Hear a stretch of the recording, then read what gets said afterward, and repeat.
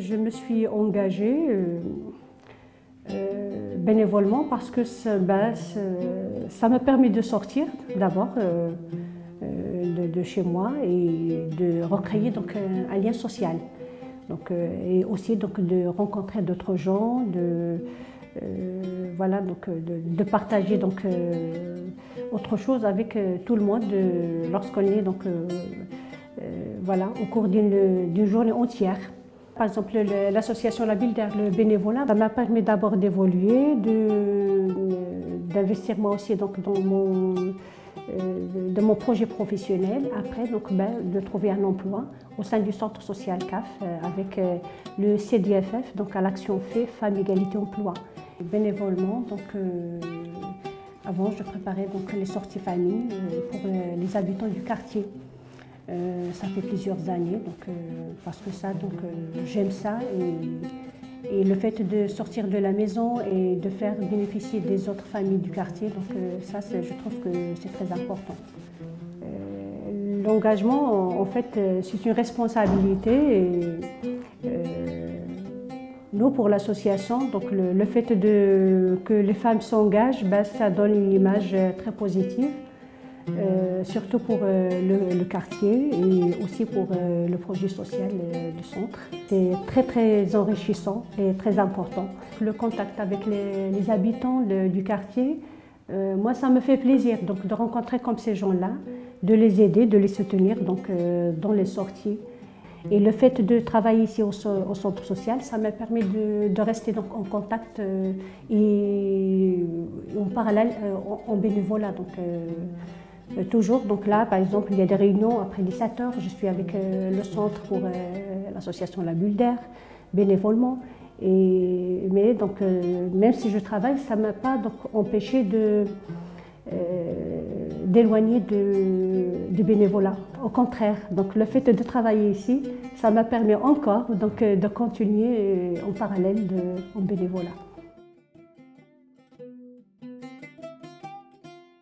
Je suis née en région parisienne, donc j'ai fait aussi beaucoup d'animations, aussi sur des quartiers populaires en région parisienne, comme Houille, Sartrouville. Bon, j'ai commencé par les métiers de l'animation. Ensuite, arrivé dans le midi de la France, je me suis dit que si j'avais pas un bagage un peu plus important, j'allais peut-être pas trouver une voie. Donc j'ai repris des études, j'ai fait une maîtrise, à l'époque c'était des maîtrises, hein, ça s'appelle, sur les relations internationales. Et d'ailleurs, tous mes travaux étaient toujours sur l'immigration. Hein. J'ai fait un mémoire sur l'immigration espagnole. Ensuite, j'ai travaillé sur les jeunes. À l'époque, il y avait un phénomène important sur ces quartiers de la Paillade, les Cévennes et les Petits Bars. C'était ces jeunes qui arrivaient sur les passeports des parents et qui n'étaient pas scolarisés ou qu'on travaillait sur la scolarisation. Voilà, ensuite j'ai travaillé à Défi, j'ai aussi fait d'autres emplois, hein, comme quelqu'un qui n'a pas vraiment une carrière en vue. Et j'ai croisé M. Ali Ouatakli, qui est mon ami, et qui m'a proposé donc de travailler, de prendre la présidence de Caïna. C'est vrai que dans mon enfance, dans ma jeunesse, j'ai quand même côtoyé des gens engagés, hein, d'un point de vue politique ou d'un point de vue associatif. J'ai toujours été amenée à réfléchir sur la justice sociale, sur, entre guillemets, les classes populaires. Je pense que l'engagement, il est avec moi, il est dans mon caractère, il est naturel, il provient de ma famille, qui a aussi quitté l'Espagne pour des raisons politiques. Et maintenant, puisqu'on est à l'époque où on est en train de fêter les 80 ans de la retirada, mes sujets sont souvent des sujets autour des jeunes issus de l'immigration ou des jeunes... c'est toujours des sujets par rapport à ça. Je m'intéresse beaucoup à la politique de la ville, à la politique des quartiers. Je m'intéresse même à d'autres quartiers, hein, ce qui s'est passé aux émeutes de 2005. J'ai énormément lu sur des écrivains, sur des cinéastes qui peuvent être sortis de ces quartiers. Donc c'est vrai que c'est une sorte de... Oui, c'est un thème que j'aime. Je suis une présidente pour m'investir dans les projets, pour donner des idées, pour réfléchir ensemble, pour discuter aussi avec les services civiques, avec les salariés qui sont là. C'est pas je viens signer un papier ou je fais 3 CA par an. Mon engagement, il est plutôt vis-à-vis de l'autre. Dans les quartiers populaires, les femmes, peut-être, c'est différent parce que si elles ont une autonomie économique, déjà, il y a beaucoup de choses qui peuvent changer.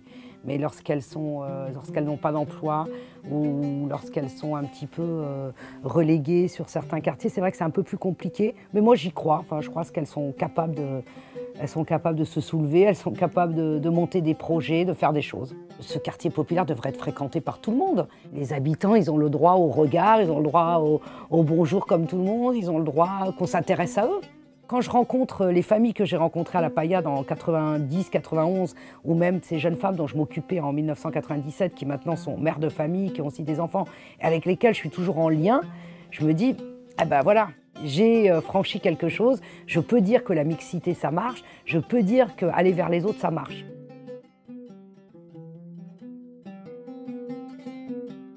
Je suis de la Martinique. Je suis arrivée en France, j'avais 19 ans. Bon, j'ai travaillé, hein, comme toutes les jeunes filles, j'ai travaillé. Ensuite, mon mari et moi sommes partis en Afrique. Nous avons vécu en Afrique pendant 16 ans. Durant ces années, c'est vrai que j'ai vu aussi pareil, j'ai participé beaucoup aux associations d'hommes thomiennes aussi. Il y avait une petite association d'hommes thomiennes, j'y ai participé un petit peu, j'ai amené mon petit plus. Et après, je suis revenue en France et donc à Montpellier, j'étais installée à Montpellier avec mon mari. Voilà. Dès que je suis arrivée en France, tout de suite, j'ai regardé un peu et là je me suis dirigée vers une association Terre des enfants qui s'occupait des enfants. Avant de connaître l'association Solidarité Dom-Tom, automatiquement je me suis dirigée vers la Terre des enfants où beaucoup de femmes, encore une fois, ce sont des femmes qui ont créé l'association et qui s'occupent de diriger l'association, de faire tout ce qu'elles peuvent pour aider ces enfants, ces petits-enfants de Madagascar. Je suis revenue un peu chercher un peu de chez moi ici à l'association Solidarité Dom-Tom. Donc je me suis engagée et ce qu'il y a aussi c'est que l'association, comme elle est dans un quartier populaire, multiculturel, donc ça m'apporte beaucoup. Personnellement, ça m'a beaucoup apporté. Voilà, surtout avec à l'association, il y a beaucoup de femmes très actives. Qui se donnent, qui sont très disponibles. Chez nous, on s'aide les uns les autres. Chacune de ces femmes font attention l'une à l'autre. Dès qu'on a besoin de moi, j'estime que je dois être présente, hein, répondre toujours dès qu'on a besoin de moi. La définition pour moi du militantisme, ce serait aider tout le monde, essayer que ça aille mieux pour la femme, participer au bien-être de la femme, à avancer, voilà, avancer dans la société. Ça, c'est important pour moi. Je suis heureuse à l'association, heureuse, surtout comme c'est un quartier qui brasse énormément de monde, eh bien, je m'y retrouve, voilà. Même si je ne retrouve pas toujours les dom-toms, mais je retrouve autre chose enrichissant. Je retrouve des gens du quartier et pour moi, c'est très enrichissant. J'ai commencé mon engagement à Montpellier au sein des Guides de France, qui est la branche laïque et multiconfessionnelle en fait, des scouts de France. Ça a commencé là lorsque j'étais étudiante, lorsque je suis arrivée à Montpellier. J'ai toujours été engagée auprès d'associations diverses dans ma ville natale qui est l'Odève, auprès d'une association qui s'appelle Jeux d'enfants et qui travaille sur les cultures urbaines. Et puis Unisson est venu par l'amitié que j'ai pu avoir avec ses fondateurs et par le projet qui me plaît beaucoup. Pour moi, le bénévolat, c'est une nourriture. Voilà. Moi, ça me nourrit. C'est un endroit de rencontre, d'enrichissement et puis en fait c'est sans fin parce que quand on commence à s'engager pour une cause, on se rend compte que ce qu'on fait c'est petit et qu'il faut, il faut fournir encore plus d'efforts, donc il ne faut pas s'épuiser.